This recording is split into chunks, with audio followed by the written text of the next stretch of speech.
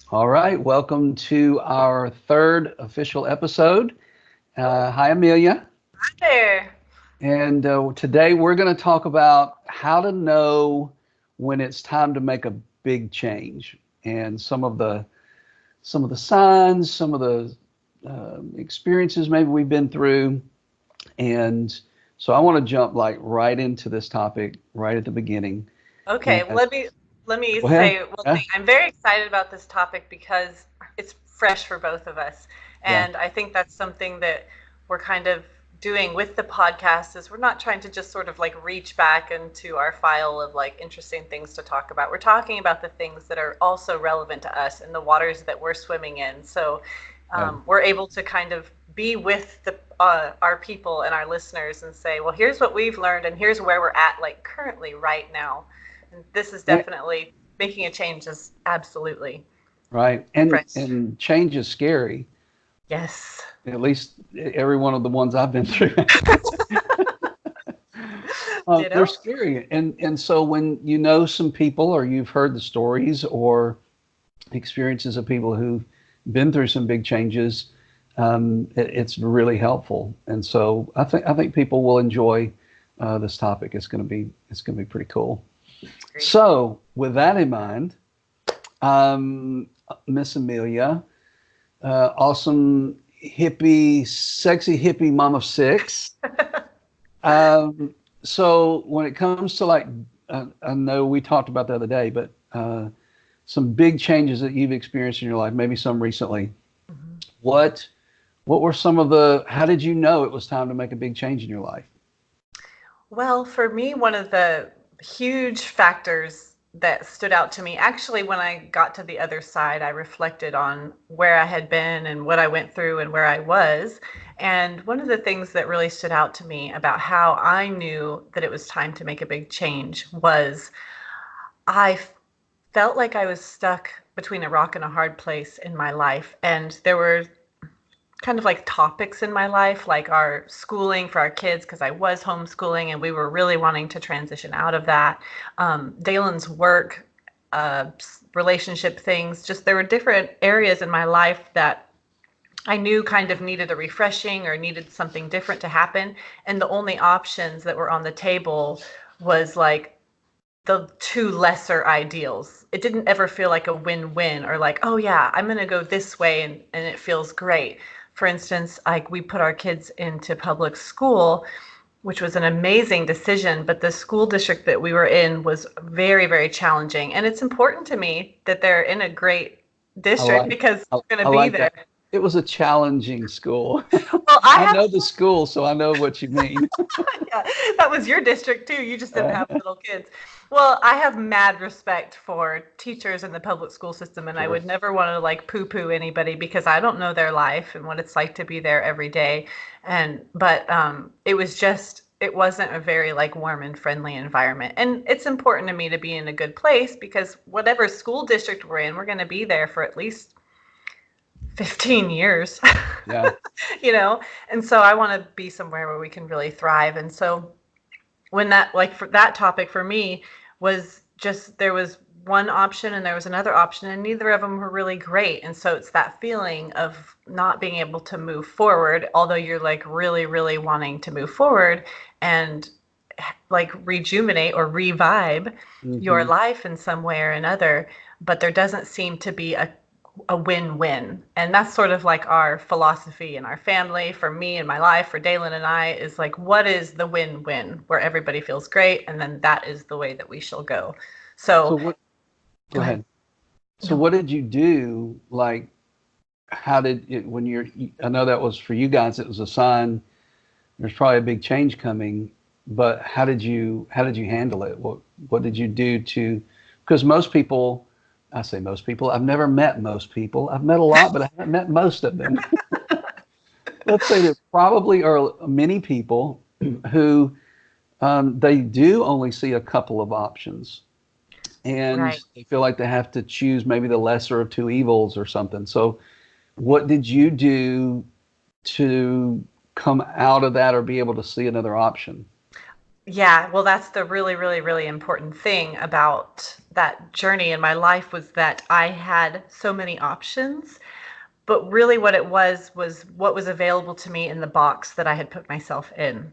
And so there was all kinds of options, right? Of it, like one would be to move. We were living in our dream house. We loved our place, and we loved being. I loved being in Tennessee. Dalen was getting a little tired of it, but I had not like moving was not inside my box of options that I had allowed myself. And so that rock and a hard place and that rut that I was in forced me to consider things that were not previously on the table. And so Mm-hmm. that was how change came about, was because I kind of opened up my mind and opened up my heart and opened up my hands to just say, okay, I'm willing to do whatever it takes. And so that was in what we did.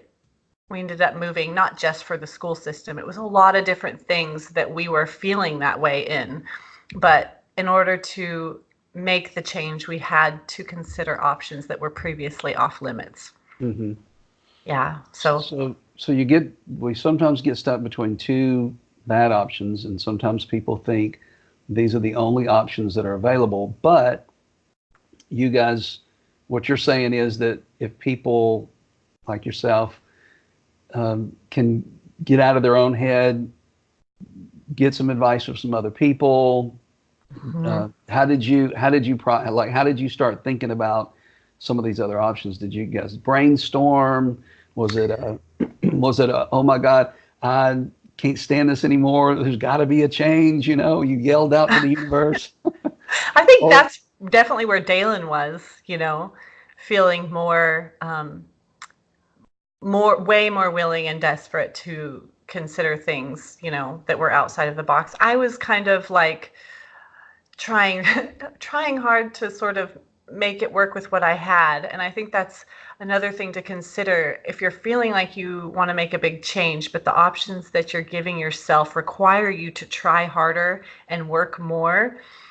I would really encourage you to sort of think about that, because a lot of times when we get to this place where we know we need a change, it's because we're tired, exhausted, or burnt out with what we already have. And so if your only option requires you to do more work and to heap on more obligation onto yourself, it's probably going to sink you further. It's physics. yeah, And so the option that you come to, or the solution or a change that you come to, should feel light, and it should feel exhilarating and exciting. yeah, And terrifying, absolutely. And you may have no idea what the future holds, and that's okay. Letting go of our life in Tennessee and all that we had built there with our business and our house and our friends was absolutely terrifying. But it was exciting, and I really felt great about it. And so it did solve the burden that I was under with all of these different areas of my life not really uh, matching up anymore, and the burnout that I felt trying to keep those wheels turning when they were really kind of played out. yeah. So, And I yeah. remember for us when we were trying to decide. No, we weren't trying to decide. It was before there was any decision at all. There was, I'm as a pastor, my beliefs are changing. I'm not really feeling like I don't want to do this anymore. I don't want to do this for the rest of my life. But I've spent 20 something years doing this, and I don't know what my options are and what could I do otherwise. I don't want to give up what I've learned. I don't want to go be a taxidermist or something, do something totally. Yeah. But you feel like you're between a rock and a hard place. There's not it feels depressing Hmm. and dark when you're stuck in between those two places. But that very fact that we're feeling that my options seem really limited here that's a good sign that there's a potential for a great change, because it's like a lot of pressure's coming, and there's an option that's going to come that's going to sort of like pop that balloon and open you up Yeah. to a whole nother And experience. and for you, it's like there requires a huge degree of like, I think of it as being like open-handed and open-hearted. You're open-handed in the sense that you are relinquishing the control of what that will look like, and you're open-hearted for whatever possibilities come your way. And so if you were like, oh, I'll do anything, but I have to still like toe this line of ministry and Hmm. pastoral, Stuff. whatever, yeah, stuff, whatever you were calling it at that point, then you would have severely limited your options. Although you felt like you were open to all possibilities, it's like you really have to just trust that whatever comes next is going to be great, even if it's not what you think or what you're really wanting it to look like. And sometimes some things lead us into something else. Yeah. For instance, like you and I, when we moved, we should tell the people, Chuck and I, in our families, we lived in Tennessee, and we lived about a mile from each other, 1.9 miles from each other. And then we moved within what, 2 weeks? You guys went to Florida Mhm. and we went to Oregon. So we were Yeah. all making this transition right at the same A lot of time. change. Yeah. Yeah, yeah. So that was really good for us. And both you and I, when we moved, began to trade. That was kind of like our immediate thing that we decided, hey, we really want to do this. We're excited. Chuck trades Forex and I was trading stock options. And for me, that was a really great experience. It was something that I really wanted to do and something I was really excited about, but it didn't end up being the thing. It ended up being the thing that led me to the next thing, and in a Uh-huh. really incredible learning experience, but it didn't end up being the thing that I thought it was going to be when we left. But that doesn't even matter to me now. I'm not brokenhearted or upset about that because I'm pretty surrendered to um, follow the path that's, you know, And a where the lot of light. times, and a lot of times with those big changes or with any changes in life, we think, we're going here and Mm-hmm. we think this vehicle is going to take us there. Our Yeah. vision doesn't change for getting here, but maybe halfway through the process, we go, okay, well, this was just a part of the step or part of the journey to get me to the next thing, to the next thing, to get me where I'm going. So that's, it's a good thing, and it's okay to Mm-hmm. say, you know what, this was great. It gave me some hope and anticipation of where, um, how I'm going to manage this next stage of my life. And it didn't work out exactly the way I thought, but that's okay because now there's so many possibilities that are opened up that I didn't see before.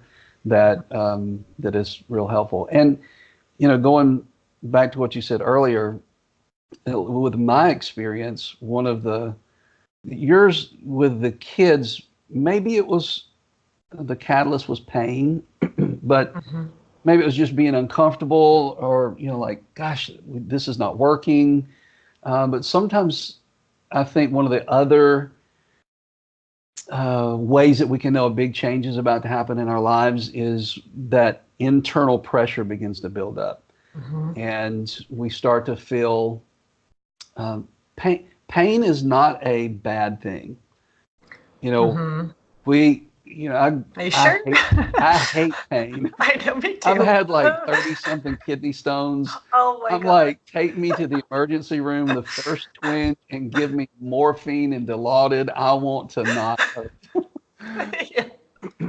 But generally speaking, excuse me, pain has a way of, it's a signal. It says, Mhm. this isn't working anymore. And it might have been working. It might have been good for a season of our lives, but it's just not working anymore.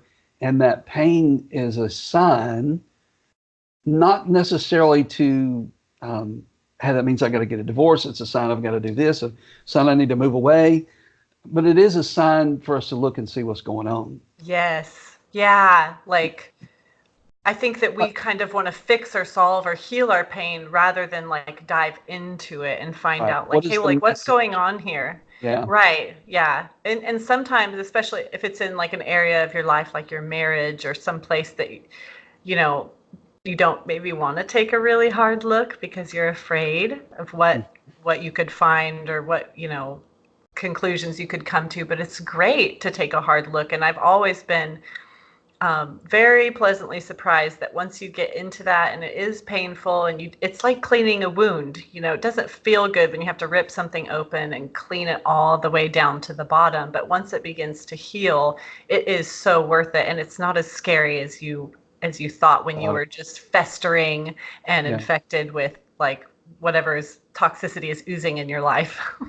That sounds so yucky. I know. How about That's that? awesome. How about that analogy? And also, when you guys transitioned, your kids, you waited until your kids left the house. Michaela had just gotten married, and that was kind of your milestone that you were waiting for. Yeah. Yeah, we did. And so big changes when we're seeing pain, and it doesn't mean you have to react and make some kind of decision that's a bad decision. But I think it's the message. What is this pain telling me that I need to be doing? That's one of the things I like about yoga. I'm very new to yoga, so I don't have, right now, all I know is, oh, that kind of hurts to do that. Is this a bad kind of pain? Or is this do I need to look at this and go, oh, it's just because you haven't worked out in 400 years and it's time to, time to do something. So, but you become more self-aware and, in your body, is this a healthy pain that's telling me something good? Is this a bad pain? That in the past, for most of the time, I would probably just take a couple of Advil and move on, rather than listen to what it's saying about my body and my health and those kind of things. And so, yeah. And also, I think I really can't wait to do a yoga episode. We will definitely be doing a yoga episode. But also, I think one of the most important things, just to continue with the yoga analogy, is to offer yourself the grace and kindness and self-love, if you will, to accept that that's where you're at. You're in pain. You can't touch your toes or whatever. There's no sense in being like, oh gosh, darn it, I'm not good at this, or this isn't for me, or it's hurting my body, or it's hurting my life, whatever it is. It's just to be okay that, hey, this is where I'm at and this is what I'm going through, and I might need to make a change or an adjustment or something, and just kind of accepting that you're okay.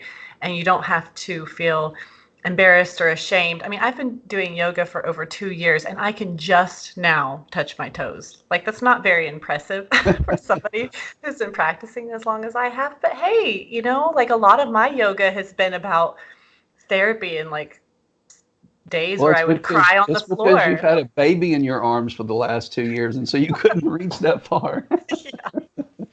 Yeah. So, anyways. Back to feeling pain. Yeah, it's okay.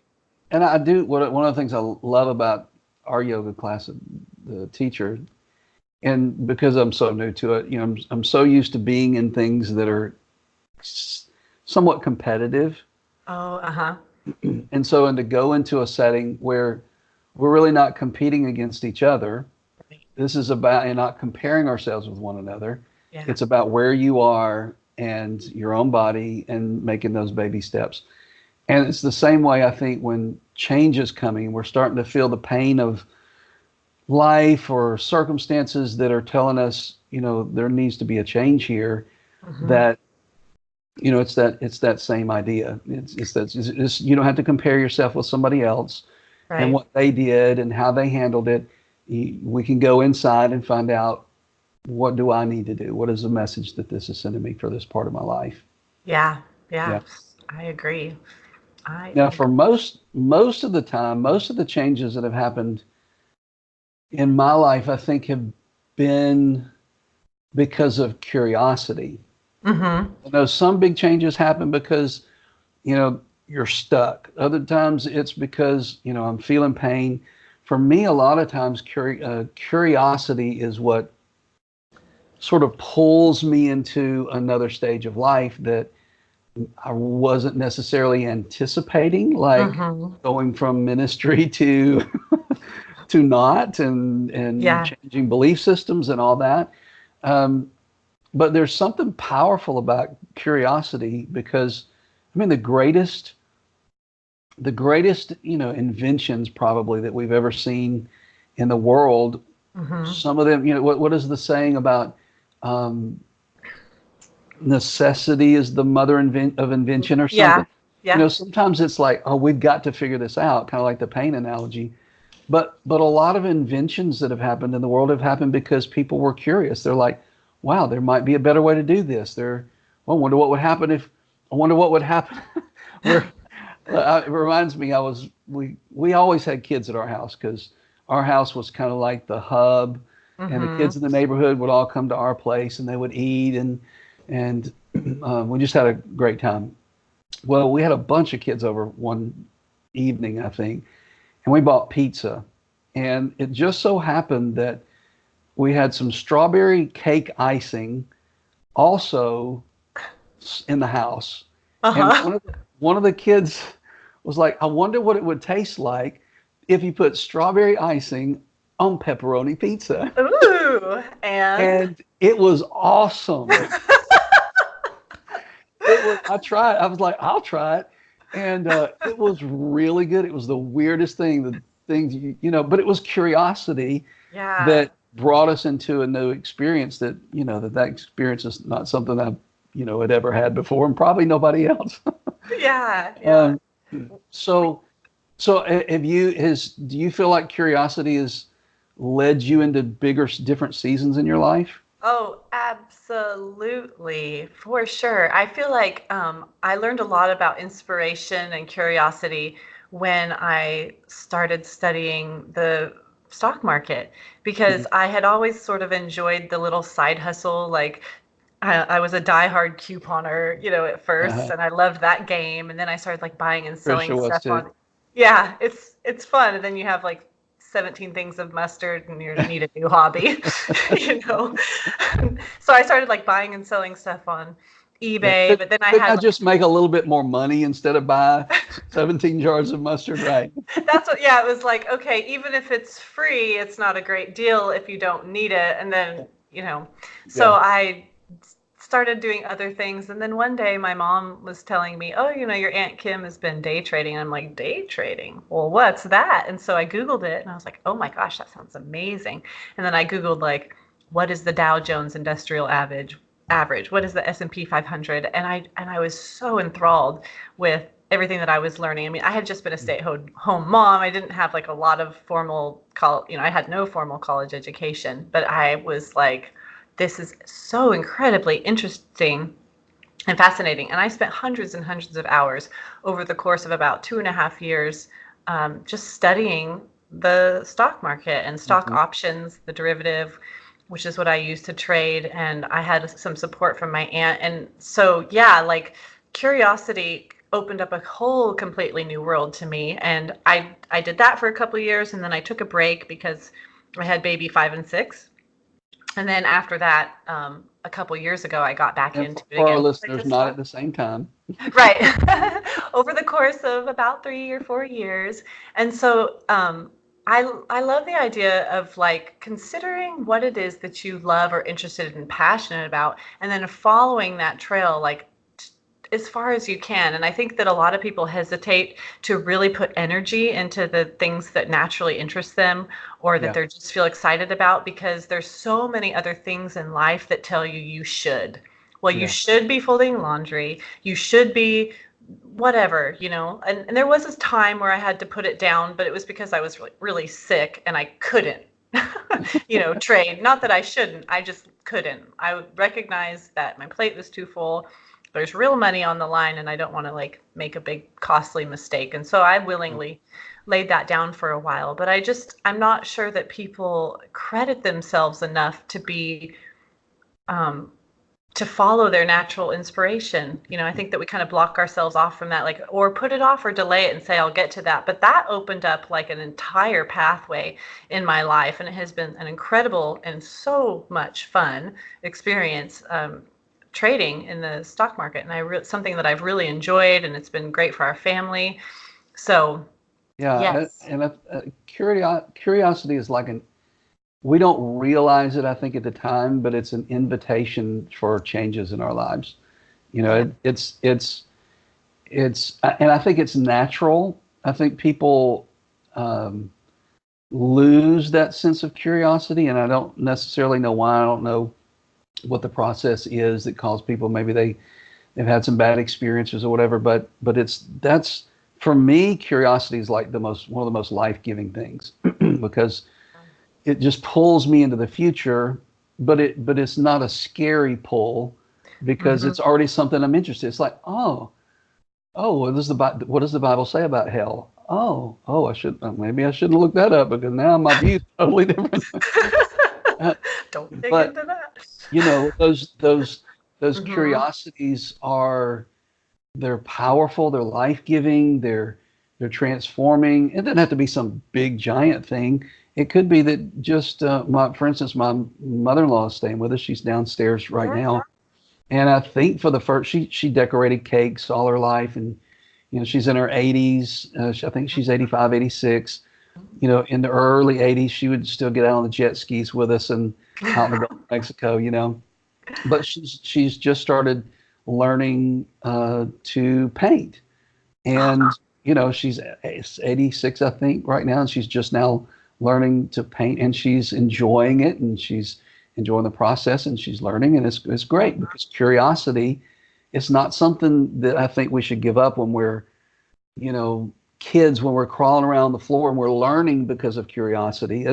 We don't even have language yet as children, Hmm. but it's that curiosity like, oh, what is that? What is this? What is this? And it's that curiosity that's driving learning when we're young.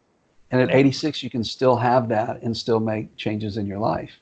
Yeah, and this is like a side to curiosity. I know curiosity is not our topic, but I think competition, like you were saying, does kill curiosity a lot of the time because maybe somebody's interested in painting or they're interested in yoga or they're interested in world finance or whatever it is. And then once you kind of start down that road and you realize there are tons of other people already doing it and doing it well and really know their stuff, it can feel really intimidating. But man, stick with your impulse to be inspired or curious about that thing because it's for you. It's not Yeah, about like how you position yourself within that um, sphere, that you're kind of diving into. And it's really a real thing. Like I'm fascinated by the things that people are curious about because I'm yeah, not curious about that, like right. teachers, for instance. Again, I'm like, I love teachers. Who on earth would want to become a teacher? Like that's so not my natural gift at all. And then I see these people who are like inspired and love it and they just do it day after day. And I'm thinking, gosh darn, that's so amazing.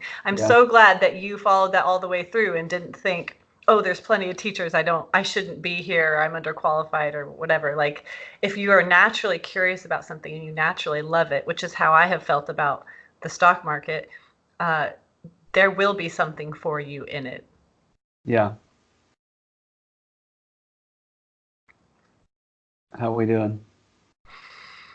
Can you see me? Mm-hmm. Okay, good. So, the other one for me that I found to be a sign that there's a big change coming. Looking back again, a lot of times, a lot of these, you don't know that when you're in the middle of it. It's just the pressure of the pain or being stuck, or um, you don't realize that this curiosity might turn into a career. We don't know those things a lot of times. But the other thing for me was, and people can use whatever language they want to use. They can say God, they can say the universe. Um, The I love force, the the force. There was there's a great book I want to recommend, but I can't think of the title right now. Uh, but it's like when you get signs that the Mhm. universe is trying to communicate to you that, hey, there's a change that's coming and get ready for it. Yeah. Probably I needed those because to keep me from total freak out. Like, you know, Hmm. I like say I'm so mature, I can handle change. No, I probably would have, lost my marbles in the middle of all that. Yeah. But for me, it started like I'm back to the biggest transition I've had lately has been that whole out of ministry, out of that belief system to where I am today. Hmm. And I remember I had a dream one night. I don't remember the dream. I just remember waking up and realizing, hearing this voice, probably me, something about there are three things about to take place. Hmm. And shortly after that, my mom passed away. Hmm. Shortly after that, or actually it was my dad, then it was my mom, and then there was a season I'm like, all right, the first two weren't so great. Yeah. What is this third one going to be? And it had been a while, and I started seeing the number 1111 or 111 or Mhm. 11. I started seeing it everywhere, and it went on for like a year and a half. Every Yeah. time I picked up my phone, it seemed like I would pick up my phone and it would be 1111 or it'd be 111. Mhm. I would get in my car driving and I just would look down and it would be 1111 on the clock in there. I would be one time I was going on a retreat to try to get some direction, Mhm. and the exit was 111. It was like all together. It was like the exit was 111. I turned off there. I looked at my odometer, and I had been like 111 miles, and it Mhm. was just like boom, boom, boom, boom, boom. It was like constantly. My phone was full of screenshots I took of 1111. They're just, I'm like, look, Tricia, this stuff is real. Yeah. And I'm not one of those guys. I'm not like looking for a sign. I don't Mhm. read into things. Mhm. But during that time, I started looking things up. What does that mean? And Mhm. at least during what I understood at that time, that it meant transition, and Mhm. it meant change was coming. And Uh-huh. so it didn't tell me any particular what the change was going to be. It just was like this. And since then, I've heard people say 1111 means you're on the right path. But Yeah. I saw it so many times. It was like this, the Godiverse was Mhm. preparing me for a major change in a way that helped me to get focused on it's going to be okay. You're going to be okay. This is not something that nobody saw coming. Even if you didn't Right. see it coming, uh, Yeah. the universe wasn't ignorant to it. And so it was very, very helpful for me Mhm. to keep me in a decently good place as I was making that transition. So some people may get those kinds of experiences. They Yeah. may not be that one, but it'll be like that. So what was that third thing that kind of completed the dream that you had? So so that third thing was that my belief system changed, Uh-huh. transitioned out of, not just out of ministry, but out of pastoring, out of my career, out of relationships, out of Yeah. city, out of my belief system about what I believed about God. I mean, all that happened at this around the same time. So Yeah. so it was a very major upheaval of life, Yeah.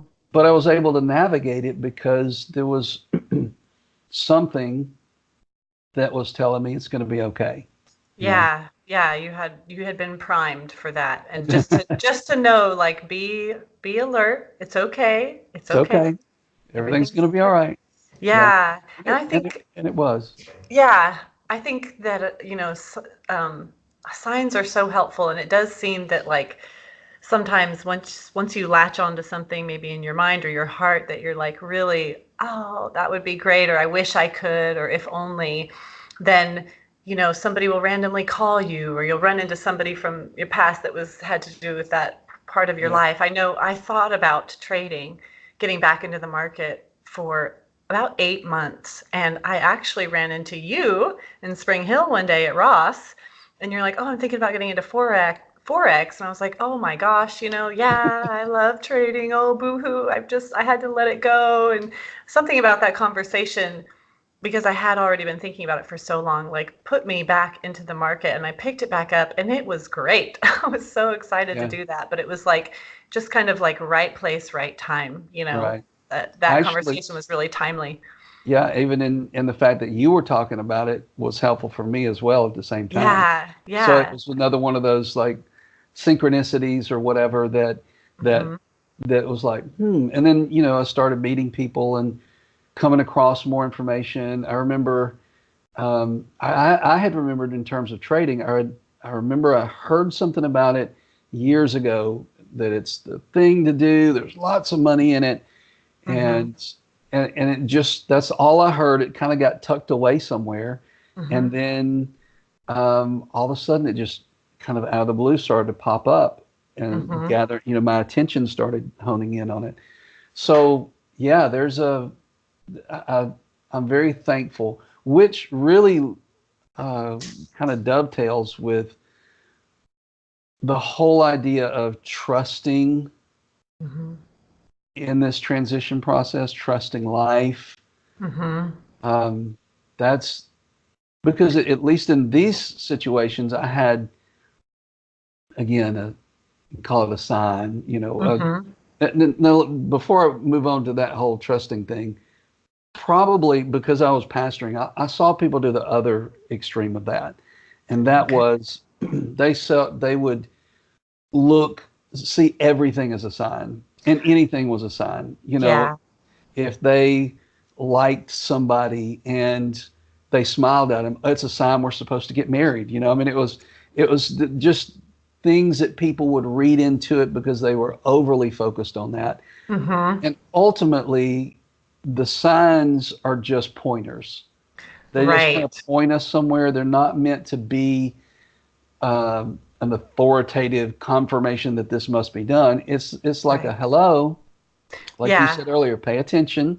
Yeah. There might be something here, something for you to dig in, something for you to look a little further, and use these as a way for you to know that everything is going to be okay. Here's the universe is watching out for you. God's watching out for you. Yeah, so here's my like little confession is that I have been seeing numbers like crazy on in the clocks for several months now. And just like you, I have like screenshot after screenshot in my phone because it's really uncanny, and I love woo woo, but I'm pretty practical at the same time. So But that's the best so kind. yeah, probably. And so I don't necessarily like when it first started happening, I just thought to myself, right place, right time. That's like in this moment, I looked at the clock and it was 12:12 or whatever. I must be at the right place at the right time. And so as it's continued to be this like pattern in my life, it really just kind of makes me smile. Yeah. Whenever I see it, I'm just like, oh, hey, woohoo. I don't know what it means. I'm not Right. trying to like excavate some deep, huge meaning, but my awareness is up and I see that this is happening, right? Yeah. Ooh, maybe there's a revival coming. But my awareness is up and I'm aware that this is happening, but I'm not necessarily trying to make it something that it's not because like a number on the clock doesn't necessarily mean money in the bank, but it Right. as a pattern, I'm like, I like patterns. I like numbers. Okay, something's trying to speak to me here. And so, like you said, I mean, not to force signs, but just allow them to be. Let them make you smile. Let them cause you to pay attention. Hmm. Yeah. Yeah, absolutely. Mm-hmm. So in these big changes, I know you and I were talking the other day, and you mentioned about trusting life. Mm-hmm. So what does that mean to you, to like, if we're going through some kind of, we're sensing a transition's coming or something big, there's a big change that's coming. Mm-hmm. What does trusting life mean to you? How did you use that as a tool to kind of navigate that? Mm. Maybe. Well, I'll probably only give a little teaser because I think that our next episode is going to really revolve around this idea of trust. Um, and I'm going to answer that question by not answering that question. um, so, also, another good sign, if you will, is momentum. Okay. And I think that like for us when we made this huge decision to move, and there's this really huge tendency, we talked about this the other day, to want to grab a hold of something else immediately when you're letting go of one thing. You want to let go of something in order to grab hold of something else. Nobody wants to be like free falling in between in their life. We like certainty, we like stability. And so, we decided that we were going to move, but it wasn't until we said absolutely yes. Like we didn't know how we were going to move, we didn't know where we were going to move, we didn't know what we were going to do to make money once we moved, but we just knew that this is the right decision for our family. Dalen and I completely agreed together, win-win. Hmm. So we said that I mentioned that to you the other day. For me in my life, like wherever there's agreement between Dalen and I, it is the will of God, right? Or the Right. universe. Like agreement is the way that we're supposed to go. So we were in total agreement, but we did not have plans. And so it was literally like the day that we decided this is 100% yes. We're not like 80% yes, 20%. We'll see what happens. It was like, this is happening. We're completely orientating ourselves to this direction. And, we announced it on Facebook actually. And immediately somebody popped up and was like, we want your house. We'll do whatever it takes to get your house. And so the momentum was there immediately to support that decision. And that was a huge sign to me. And the way that our house was sold and the people that bought our house was just such a great experience. It was the perfect fit. And even beyond that, like things just fell into place in a really, really great way. And so there wasn't like, it's a huge decision to move and to say yes and to say, we're going to transform our lives. We're going to reinvent ourselves. We're going to do something out of the box.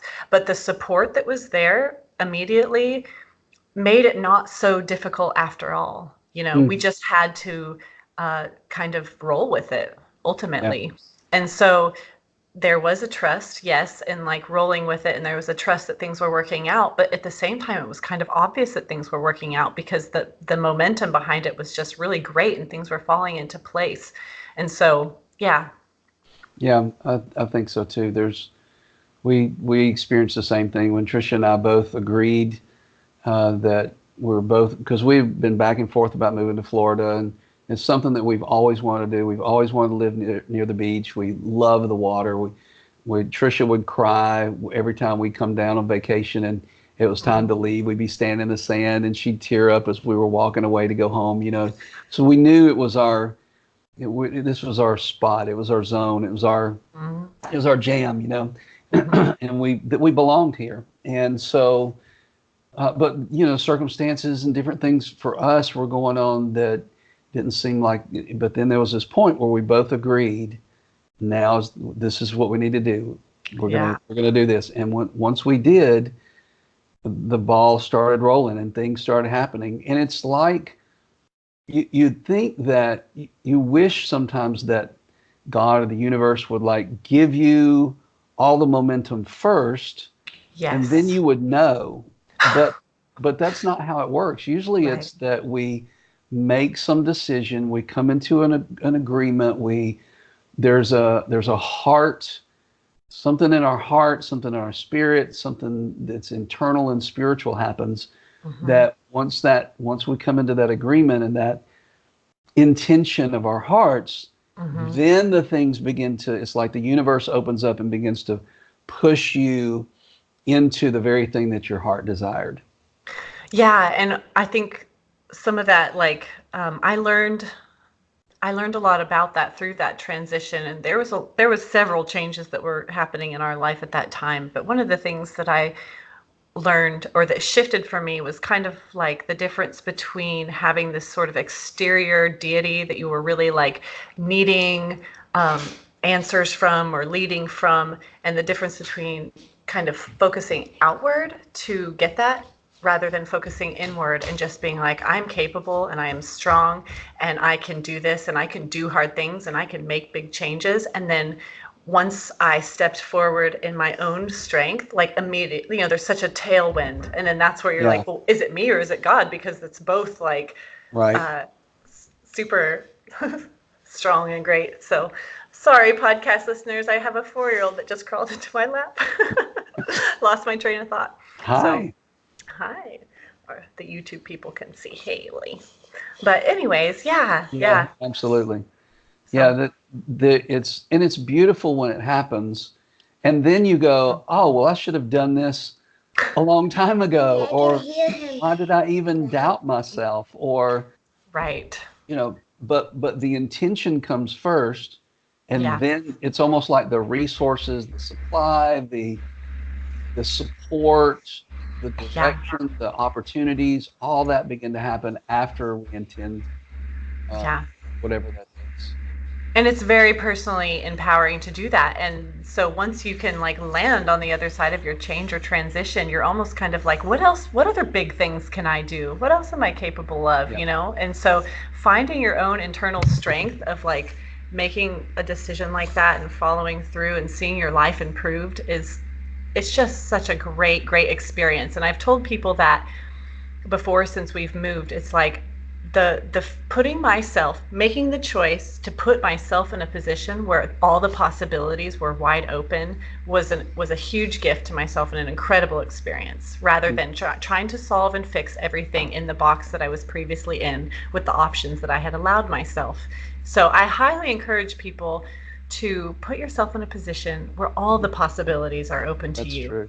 Yeah. Absolutely. And yeah, I'm thinking of like a whole bunch of different experiences and things that have been just like that. It's the how often comes, like we said, after we have the why, we have the intention, we have the determination, we have and the support of the universe, um, but the how often is not what we expect. Mm-hmm. And the way, like I want a new boat type. I'm just using a very I do want a new boat, as a matter of fact. Speak it. But I want a boat. Okay, great. um, the perspective can be, well, it's gonna, I'm gonna make more money, and that's how I'm gonna get a new boat. And the how may not be anything like that. Once we make the Right. intention, I want a new boat, that it may be that a friend calls you up next week and says, hey, I've had this boat for 10 years and I don't really want to sell it to everybody. I just want to give it to anybody because it's really personal to me. And I'm wondering if I'd really like you to just have it, or at 50% of what it would be, or, something like Right. that. So Yeah. if that openness to all possibilities is really a gateway to seeing those things come to pass in our lives, whatever that big change is. Yeah, I agree.